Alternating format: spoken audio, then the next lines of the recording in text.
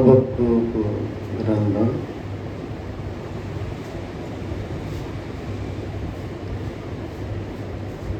3వ అధ్యాయము 17, 18, 19 వాక్యాలు చూసుకున్నాం. హబక్కూకు గ్రంథం 3వ అధ్యాయం 17, 18, 19.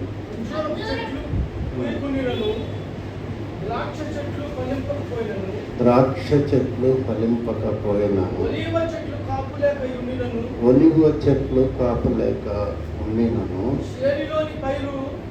చేనులోని పైరు పంటకు రాకపోయినను, గొర్రెల దొడ్డిలో లేకపోయినను, శాలలో పశువులు లేకపోయినను, నేను యెహోవా యందు ఆనందించను. నా రక్షణకర్త నా దేవుని యందు నేను సంతోషించదను. ప్రభువుకి యెహోవాయే నాకు బలం. ఆయన నా కాళ్ళను లేడి కాళ్ళ వలె చేయును. ఉన్నత స్థలముల మీద ఆయన నన్ను నడువ చేయును. ప్రార్థన చేసి, పరిశుద్ధుడైన దేవా, కలిగిన ప్రభా, నీ యొక్క గొప్ప వాక్యాన్ని పరలోకం నుండి మాకు పంపించారు. నీకే స్తోత్రం దేవా. ఈ వాక్యం మా అందరికీ అర్థమయ్యేటట్టు సహాయం దయచేయండి. వాక్యం వివరించిన నాకు నీ జ్ఞానం దయచేయండి. నీ రక్తం నా మీద ప్రోక్షించి నా నాలుకను మొక్కుకొని ప్రభా, ఈ వాక్యము మాకు ప్రభా మేలుకరంగా చేయమని నీకే మహిమ ఘనత స్తుతులు చెల్లిస్తూ యేసుక్రీస్తు నామములో ప్రార్థిస్తున్నాం తండ్రి. ఆమేన్.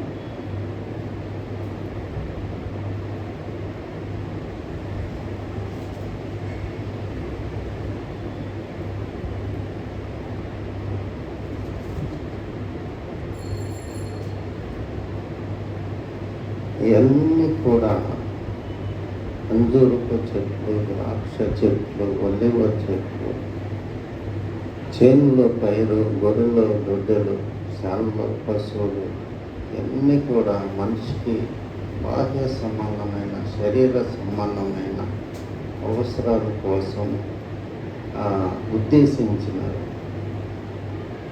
ఇవన్నీ కూడా ఒక ఆత్మ సంబంధమైన మనిషికి ముఖ్యం కాదు.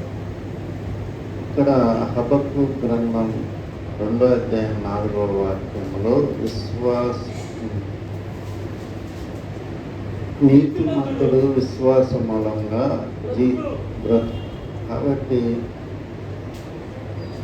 నీతిమంతుడు విశ్వాస మూలంగా మనం బాగా ఆలోచించినట్లయితే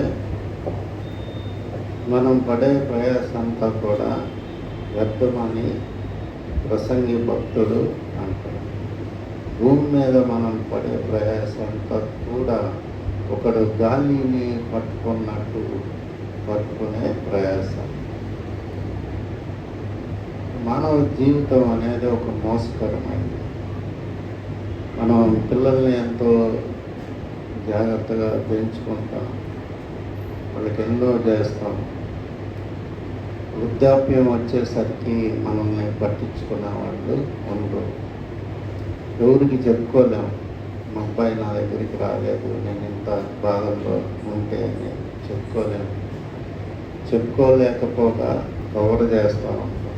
ఆడేదో పనిలో ఉన్నాడమ్మా, రావటానికి కుదరదు. అలాంటి ప్రేమ లేని లోకంలో మనం జీవిస్తున్నాము. అయితే మనకి ఒకడు ఉన్నాడు. ఆయన మన కోసం భూమి మీదకి వచ్చి ప్రాణం పెట్టి రక్తం చెల్లించాడు. మన బాగోగులన్నీ ఈ లోకంలోనే కాదు, రానున్న లోకంలో మన కోసం తండ్రిలాగా ఇల్లు సిద్ధపరిచి ఉంచినాడు ఒకడున్నాడు. కాబట్టి ఒక నీతిమంతుడు విశ్వాస మూలంగా జీవించాడు. అయితే ఇవన్నీ కూడా ఉన్నాయి కానీ, భార్యాభర్తలు, కుటుంబం, పిల్లలు ఉన్నాయి కానీ ఎంతవరకు వాళ్ళకి టైం కేటాయించాలో అంతవరకే కేటాయించాలి. దేవుడు ముఖ్యం. ఆత్మ సంబంధమైన మనుషుడు ఆత్మ సంబంధమైన విషయాల మీద మనసు పెడతాడు. శరీర సంబంధమైన మనిషి శరీర సంబంధమైన విషయాల మీద మనసు.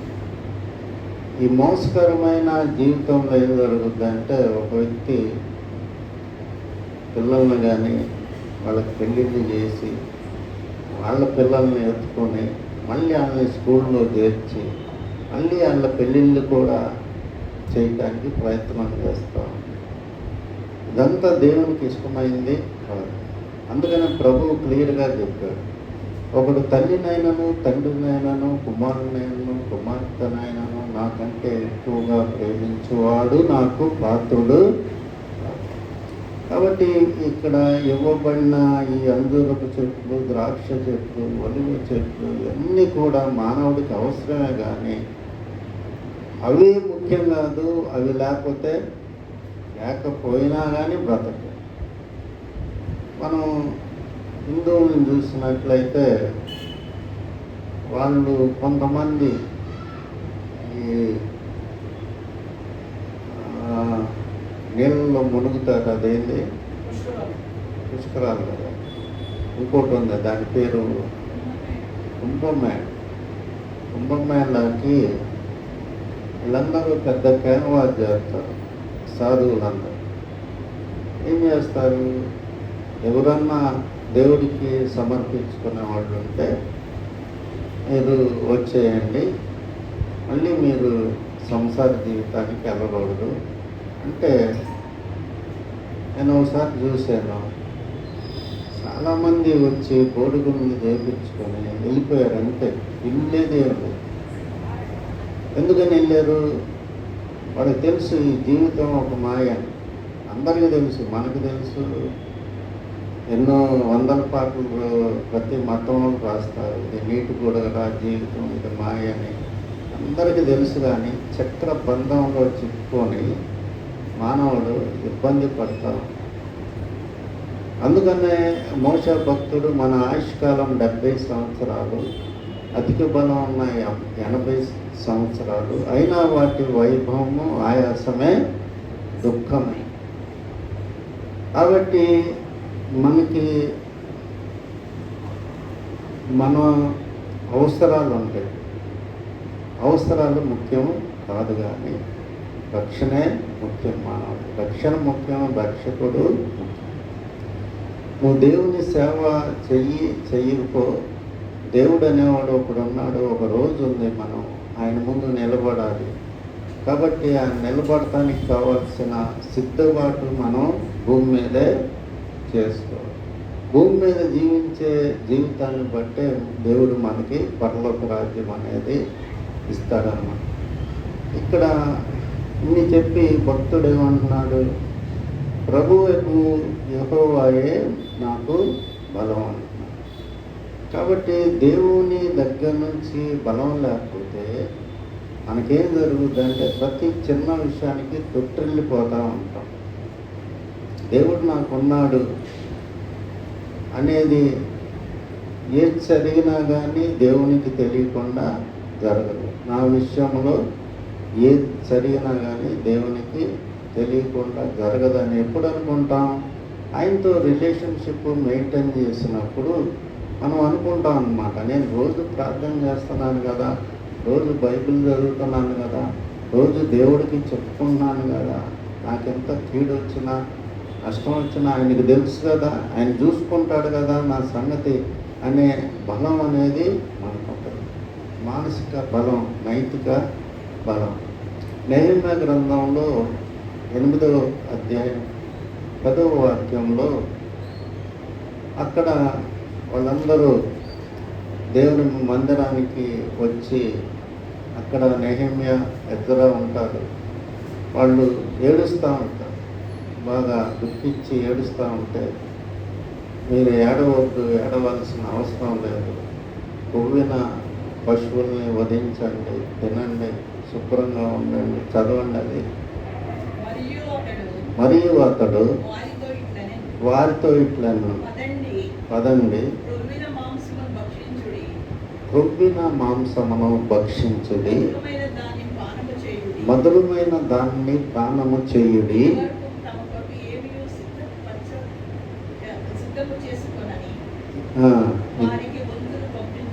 ఇదివరకు ఏమి సిద్ధం చేసుకున్న వారికి వంతులు పంపించది. ఏలనగా ఈ దినము మన ప్రభువునకు ప్రతిష్టమాయను. మీరు దుఃఖపడుకుడి. యెహోవానందు ఆనందించటం వలన మీరు బలము.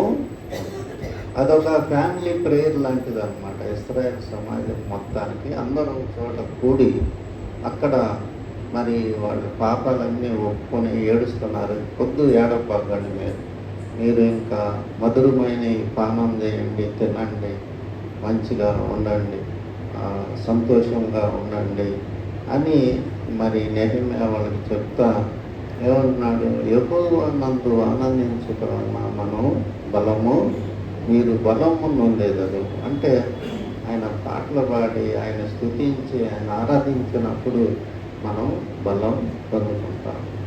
కాబట్టి దేవుడు మానవుల్ని ఎందుకు సృష్టించాడు? ఆయనకి స్తుతించడానికే సృష్టించాడు. మనకి ఇర్మియా గ్రంథం 11వ అధ్యాయం 13వ వాక్యమో లేకపోతే 13వ అధ్యాయం 11వ వాక్యమే. ఆయనకి కీర్తి స్తోత్రాలు కలుగు చేయటానికి దేవుడు మనల్ని సృష్టించాడు. 13:11 నాకు కీర్తి స్తోత్ర మహిమలు కలుగుటకై వారు నాకు జన్మగా ఉన్నట్లు నేను ఇశ్రాయేలు వంశస్థులందరికీ యూదా వంశస్థులందరినీ నడికట్టు నరునికి అంటి ఉన్న రీతిగా నన్ను అంటి చేసింది. చాలా దేవుడి యొక్క ఉద్దేశం ఏంటి? దేవుడు చుట్టూ అంటుకొని ఆయన కీర్తి స్తోత్ర మహిమలు. అందుకనే దేవుడు సిస్టమ్ పెట్టాడు. మోషే కాలంలో వాళ్ళు మామూలుగా యాజకులు లేవీలను పెట్టి ఒక ప్రత్యక్ష మందిర గుడారం అనేది ఒకటి పెట్టి దాని చుట్టూ లేవీలు యాజకులు ఉండి మరి ఎప్పుడు కూడా పాటలు పాడేవాళ్ళు దాని చుట్టూ, తర్వాత బలులు అర్పించేవాళ్ళు. ఇదే దేవుడికి ఇష్టమైంది. అంతేగాని సైంటిఫిక్ అడ్వాన్స్మెంట్ ర్యాకెట్లు కనిపెట్టి చంద్రమండలం పంపటం ఈ దేవునికి ఇష్టం అని కాదు. చేసుకుంటే చేసుకున్నారని దేవుడు ఊరుకున్నాడు. కానీ అవి దేవుడు కోరుకునేది ఏంటంటే ఎప్పుడు ఆయనకి స్తుతి, ఆయనకి యాగాలు, ఆయనకి నైవేద్యాలు, ఆయన కృతజ్ఞత స్థుతులు చెల్లిస్తా ఆయన చుట్టూ ఉండి నా నడుముకి అంటి ఉండేటట్టు మిమ్మల్ని చేసుకున్నాను. కాబట్టి దేవుడికి ఏది ముఖ్యమైనది అని మనం ఆలోచన చేస్తే అందరికీ కోరికలు అనేవి ఉంటాయి. అయితే దేవుడు న్యాయమైన దేవుడు కాబట్టి మన సరి అయిన న్యాయమైన కోరికలు తీర్చే దేవుడై ఉన్నాడు. కాబట్టి ఆయన ఒక శాడిస్టు టైపు దేవుడు కాదు. మీరు ఇట్లాగే ఉన్నాను ఇంకా రెండో రకంగా ఉండటానికి వీలు లేదనే దేవుడు కాదు. ఆనాడు అవ్వ ఆదాముకు కూడా దేవుడు స్వేచ్ఛ ఇచ్చాడు. ఇది మంచిది, ఇది చెడ్డది, ఇది తింటే మరణం, ఇది తినకపోతే జీవం అని చెప్పాడు. కాబట్టి దేవుడు నిత్యమైన సంతోషం మనకి ఇవ్వాలనేది ఆయన ఉద్దేశం. అందుకనే పెద్ద పెద్ద భక్తులు ఎందుకు అన్నీ విడిచిపెట్టి వెళ్ళిపోతారు అనేది మనం ఆలోచన చేసినట్లయితే వాళ్ళు ఆత్మ సంబంధమైన మనుషులు అన్నమాట. వాళ్ళకి భూమి మీద ఏది కూడా వాళ్ళని కదిలించలేదు, వాళ్ళని అట్రాక్ట్ చేయలేదు, వాళ్ళని మరి వాళ్ళ గమ్యం మార్చలేదు. కాబట్టి మరి ఇక్కడ హబక్కూకు నీతిమంతుడు విశ్వాసం మూలంగా జీవించి, ఎందుకంటే మన ఈ లోకంలో జీవితం తాత్కాలికం అనేది ఎప్పుడు మనం జ్ఞాపకం చేసుకోవాలి. ఎప్పుడు కూడా ఎల్లప్పుడూ అట్లా చేయకుండా మనం ఎప్పుడు ప్లాన్స్ తెచ్చుకుంటూ ఉంటాం. 5 ఏళ్ళకి 10 ఏళ్ళకి 20 ఏళ్ళకి అంటే సాతాను యొక్క మాయలో మనం పడిపోతూ ఉంటాము. కాబట్టి ఎప్పటికప్పుడు మనం పరీక్ష చేసుకోవాలి. రెండో తిమోతికి రాసిన రెండో పత్రిక 2వ అధ్యాయం 1వ వచనం అనుకుంటా. నా కుమారుడా క్రీస్తు యేసునందున్న కృపచేత బలవంతుడుగు చాలు బలవంతుడుగు అంటే ఒక సూపర్ నేచురల్ పవర్ అనేది నువ్వు పొందాలి అని తిమోతికి పౌలు రాస్తున్నాడు. క్రీస్తు యేసునందున్న కృపచేత నువ్వు బలవంతుడివి. అప్పుడు ఈ లోకంలో ఉన్న బాధలు వేదనలు ఇవన్నీ కూడా నేనేమి చేయలేవు. పౌలు అంటాడు, నన్ను మరి కొరడా దెబ్బలు తిన్నాను, నేను 2 సార్లు కొరడా దెబ్బలు తిన్నాను, మరి బెత్తములతో కొట్టబడ్డాను, ఓడ పగిలి 3 రోజులు సముద్రంలో ఉన్నాను. ఇన్ని చేసినా కానీ నాకు దేవుళ్ళలో నేను ఆనందం పొందుతున్నానని చెప్తున్నాను. మనం 2 కొరింథీయులకు రాసిన పత్రిక 12వ అధ్యాయం 9-10 వాక్యాలు మనం చూస్తే, నా కృప నీకు చాలును, బలహీనమందు నా శక్తి పరిపూర్ణమగుచున్నదని ఆయన నాతో చెప్పాడు. క్రీస్తు శక్తి నా మీద నిలిచి ఉండు నిమిత్తము విశేషంగా నా బలహీనతల యందే బహు సంతోషముగా అతిశయపడు. బహు సంతోషమా, నేను ఎప్పుడు బలహీనుడునో అప్పుడే బలవంతుడు. కాబట్టి ఆయన ఎక్స్పీరియన్స్ చేసి మాట్లాడుతున్నాడు. ఫిలిప్పు 3 అంటాడు, నేనేం సాధించలేదు అంటాడు. వెనుకున్న వాటిని మర్చి ముందున్న వాటి కోసం వేగరం పడుతున్నానని చెప్తున్నాను. అయితే ఇక్కడంతా ఎక్స్పీరియన్స్ పొంది ఏమంటున్నాడు, నేను ఎప్పుడు బలహీనున్నో అప్పుడే బలవంతుడు. క్రీస్తు యందు నేను సంతోషిస్తున్నాను నా కష్టాల్లో బాధల్లో. 10వ వాక్యం చదివారా? కనుక క్రీస్తు నిమిత్తము నాకు కలిగిన బలహీనతల్లోనూ నిందల్లోనూ ఇబ్బందుల్లోనూ హింసల్లోనూ ఉపద్రవంలోనూ నేను సంతోషించు. ఎందుకు సంతోషిస్తున్నాడు? పౌలుకి ఏమన్నా పిచ్చా? దెబ్బలకి నిందలకి సంతోషిస్తాం. అట్లా ఉన్నవాళ్ళు నేను సంతోషిస్తున్నామంటే జనాలు ఏమనుకుంటారు? పిచ్చెక్కింది ఇతనికి అని అనుకుంటారు. కానీ దేవుడు తన కొరకు ఏం దాచిపెట్టాడో అది పౌలు భూలోకంలోనే చూస్తున్నాను. ఆ పైనే అంటాడు, నేను 3వ ఆకాశానికి ఎక్కెళ్ళాను, శరీరంతో వెళ్ళానా ఆత్మతో వెళ్ళానా నాకు తెలియదు అని చెప్తాడు. కాబట్టి అవన్నీ చూడబట్టి దేవుడు పౌలుకి బయలుపరచబట్టి ఎన్ని దెబ్బలు కష్టాలు, ఒక నిమిషమే కదా, క్షణం మాత్రం ముందు ఈ శ్రమలు జన్మదగినవి. మనం కూడా ఈ యొక్క జీవిత కోసం నానా ప్రయాస యాతన పడతాం. దీన్ని బయటికి రావడానికి పిల్లల చదువులేంది, స్కూల్ లేని, అదేంటి ఒళ్ళు గొల్లైపోవడం.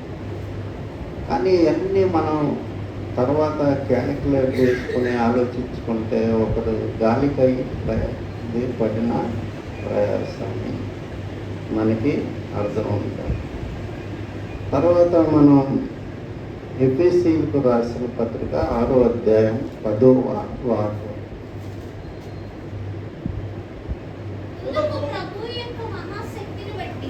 తుదకు ప్రభువు యొక్క మహాశక్తిని బట్టి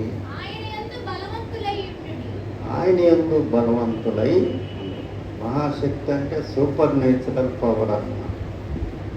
కాబట్టి ఈ లోకంలో మనం జై జీవితం కావాలంటే అందుకని ప్రకటన గ్రంథం అంతా కూడా జయించువాన్ని నేను ఇస్తాను, కిరీటం ఇస్తాను రాయబడి ఉంటుంది. ఎట్లాగ జయిస్తావు? ఈ సూపర్ నేచురల్ పవర్ని నువ్వు సంపాదించి దాన్ని గ్రహించాలి. ముందు రీసెర్చ్ మెథడ్స్లో అబ్జర్వేషన్ అని ఉంటుంది, దానికి చాలా ప్రాధాన్యత ఉంటుంది. పిహెచ్డి చేసేటప్పుడు అబ్జర్వేషన్ అంట. ఫస్ట్ అంతా మనం గ్రహించాలి, గ్రహించి మైండ్లో ఒక హైపోథీసిస్ క్రియేట్ చేయాలి. కాబట్టి మరి ప్రభు యొక్క మహాశక్తిని మనం ఈ లోకంలోనే పొందుకోవాలి. ఎట్లా పొందుకుంటాం? ఆయనతో నమ్మకమైన స్నేహం చేసినప్పుడు ఆ మహాశక్తిని అనేది మనం పొందుకుంటాం. తర్వాత మనం చూసినట్లయితే కీర్తనలు 84వ అధ్యాయము 5వ వాక్యంలో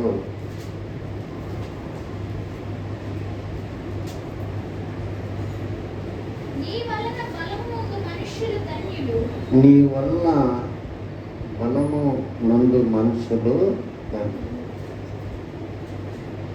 కాబట్టి ఒక్కొక్కళ్ళు చాలామంది హతసాక్షులు చరిత్ర మనం చూస్తాం. వాళ్ళకి ఎంత బలం ఉంటే వాళ్ళని ఎదుర్కొంటారు. పెద్ద పెద్ద రాజుల్ని, చక్రవర్తుల్ని. కర్తార్ సింగ్ అనే అతను ఒక యాక్ అనే జంతువు చర్మంలో పెట్టి కుడితే చిన్నగా ఏదో చెయ్యి పెట్టడానికి అవకాశం ఉందంటే యేసుక్రీస్తే నిజమైన రక్షకుడని రాసి ఎముకలు ఎండకి ఆ చర్మంతా మూసుకున్నప్పుడు ఆ ఎముకలన్నీ ఇరిగి చనిపోతాయి. చాలా కష్టమైన చావు. అది ఎంతో ధైర్యం కావాలి అట్లాంటి వాటిని ఎదుర్కోవటం. ఒక ఆమె ఉంటుంది, ఆమె పేరు మర్చిపోయాను. సింహాల దీంట్లో వేసినా కానీ ఆమె చెక్కు చెదరలేదు. ఆ రాజుని ఏమాత్రం కూడా రాజుని గనపరచలేదు. యేసు ప్రభువుని నా రక్షకుడు అని ఆమె చెప్పింది. కాబట్టి దీనికి బలంగా సూపర్ న్యాచురల్ పవర్ వచ్చినప్పుడు మనం ఈ లోకంలో ఏది కూడా లక్ష్యం. రానున్న రోజుల్లో భయంకరమైన రోజులు వస్తాయని దేవుని వాక్యం లేఖనాలు మనకి సెలవిస్తాం. ఈ 3, 6 నెంబర్ లేకపోతే ఏమి ఇయ్యదు, వాళ్ళకేమి దొరకవు.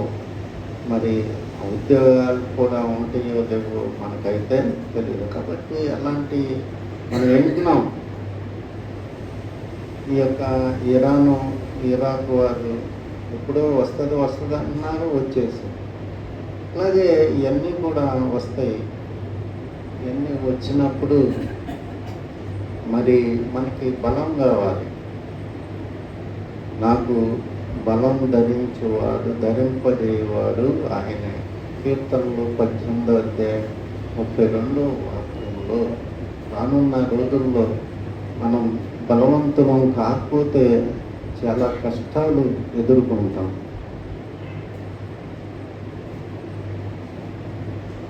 కీర్తనలు 18:32.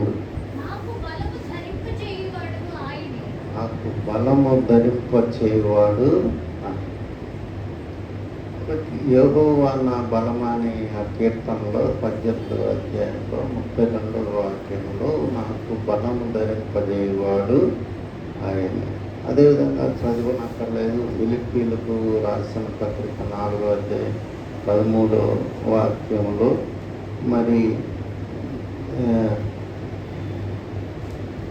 4వ అధ్యాయం 13వ వాక్యంలో నన్ను బలపరచు అని అంటే సమస్తము చేయగలనని చెప్తారు.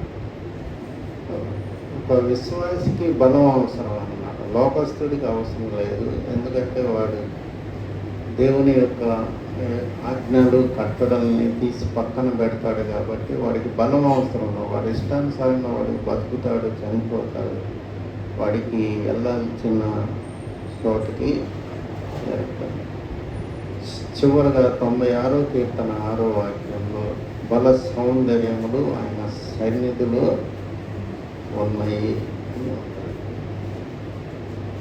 ఘనత ప్రభావములు ఆయన సన్నిధిని ఉన్నవి, బల సౌందర్యములు ఆయన పరిశుద్ధ స్థలములో ఉన్నవి. ఆయన పరిశుద్ధ స్థలంలో.